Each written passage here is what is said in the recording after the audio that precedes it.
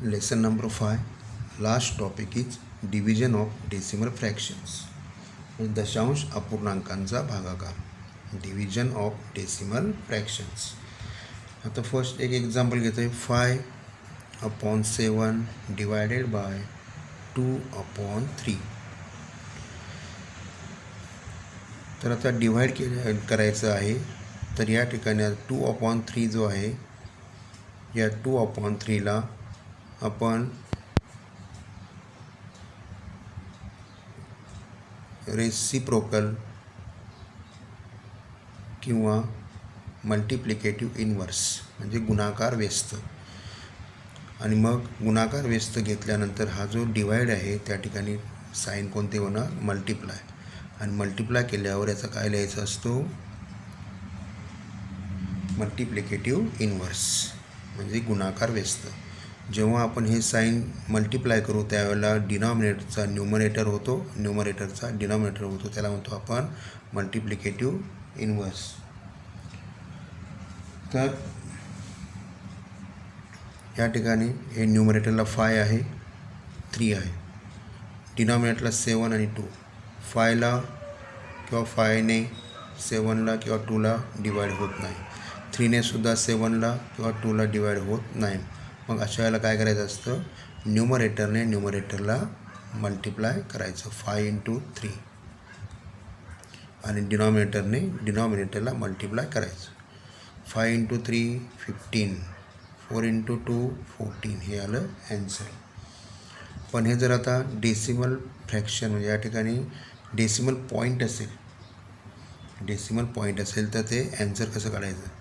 6.2 divided by 2. आता 6.2 आहे म्हणून आपण या ठिकाणी पॉईंट काढल्यानंतर आपण काय करतो? डिनॉमिनेटरला 1च्या पुढे जेवढे नंबर आहेत पॉईंट नंतर एकच नंबर आहे म्हणून आपण काय करणार? इथे 10 लिहिणार.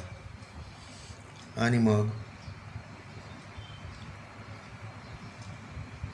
62/10 आणि हा जो डिवाइड आहे त्याच्या काय येणार? तर साईन मल्टिप्लाय. पण आता मल्टिप्लाय आहे याचा अर्थ इथे डिनॉमिनेटर नाही आहे, तर लक्षात काय ठेवायचं? काय असतं? तो 1 असतो.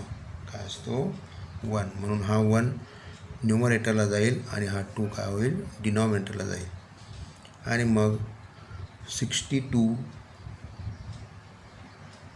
× 1 आणि 10 × 2 न्यूमरेटरला डिनॉमिनेटरने एकाच नंबरने काय करायचं? भाग द्यायचा. मग 62ला आणि 2ला या ठिकाणी कितीने डिवाइड होऊ शकतं? 2ने. 2 1 जार 2, 2 3 जार 2 1 जार किती आले? 31. आता इथे किती आहे? 31. इथे राहिलं फक्त 1. नंतर 10 × 1 = किती आले? 31/10. आणि याला जर आपल्याला डेसिमल पॉईंटमध्ये लिहायचं असेल तर या ठिकाणी 1च्या पुढे एक 0 आहे म्हणून 31 हा जो 0 आहे हा 0 याचा पॉईंट लिहिताना राईटकडून लेफ्टकडे किती घरं सरकवायचं? फक्त एक घर. हे आलं ॲन्सर 3.1. त्यानंतर अजून एक उदाहरण घेऊ. 3.4 डिवायडेड बाय 5. 5 म्हणजेच काय? 1.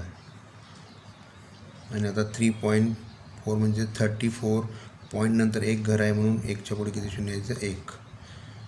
त्यानंतर मल्टिप्लाय केल्यानंतर हा डिनॉमिनेटर न्यूमरेटरला जाईल आणि हा न्यूमरेटर डिनॉमिनेटरला येईल.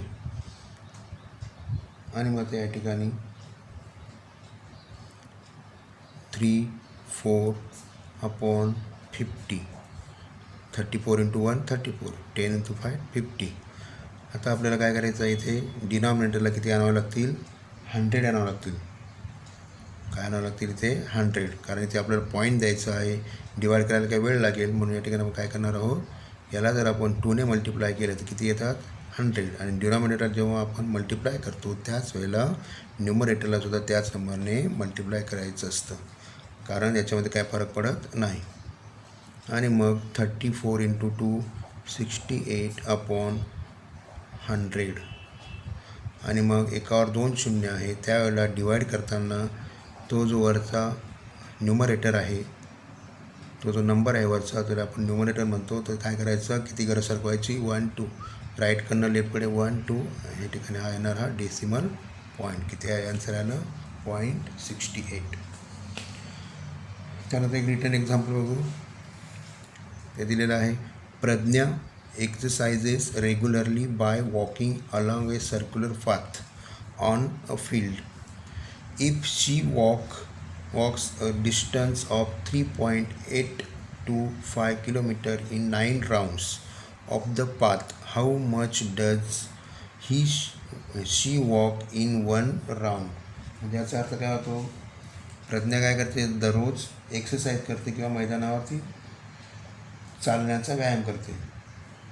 तर ते दररोज काय करते, ते जे 9 फेरे आहेत, हे 9 फेरी मारते आणि त्याच्यामध्ये किती किलोमीटर अंतर तयार होतं, 3.825 एवढे किलोमीटर ते चालते. किती फेऱ्यामध्ये, 9 फेऱ्यामध्ये. तर आपल्याला काय काढायचं आहे, 1 फेऱ्याचं काढायचं आहे.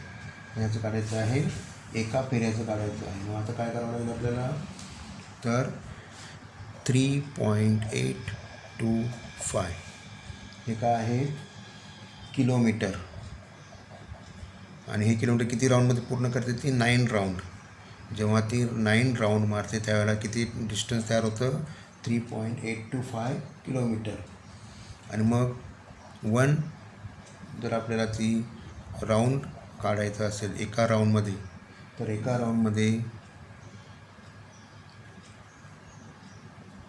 3.825 डिवायडेड बाय 9 किलोमीटर. म्हणजे 9 राऊंडमध्ये जर 3.825 किलोमीटर जाते, तर एका राऊंडमध्ये काय करावं लागेल तिला, तर ते जे डिस्टन्स आहे त्या डिस्टन्सला किती काय करावं लागेल, राऊंडने डिव्हाइड करावं लागेल. काय करावं लागेल ना, राऊंडने डिव्हाइड करावं लागेल.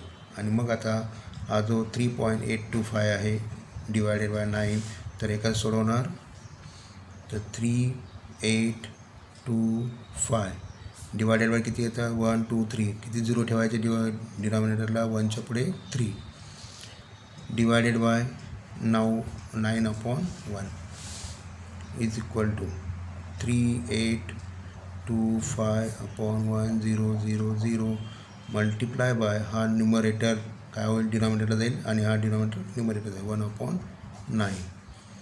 मग आता या ठिकाणी 9ने या 3.825ला डिवाइड करा. 9ने डिवाइड केल्यानंतर किती होता, 9 येत नसेल बाजूला करून घ्या, 3.825, 9 4 जार 36, 38 - 36 2. नेक्स्ट नंबर 2, 22 झाले. 9 2 जार 18, इथे आले 4, 9 5 जार 45, किती आले मग 425 डिवायडेड बाय 1000. आता या ठिकाणी किती आलेलं आहे डिस्टन्स,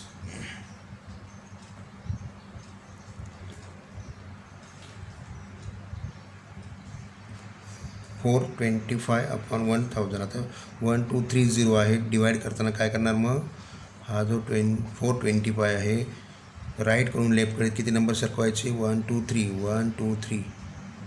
म्हणजे ती एका राऊंडमध्ये किती किलोमीटर फिरते, तर फर्स्ट एक राऊंड जो आहे, एका राऊंडमध्ये ती 425 किलोमीटर फिरते, किंवा ती ते डिस्टन्स एका राऊंडमध्ये 0.425 किलोमीटर ते एक राऊंडमध्ये एवढं डिस्टन्स कापते. अशा प्रकारे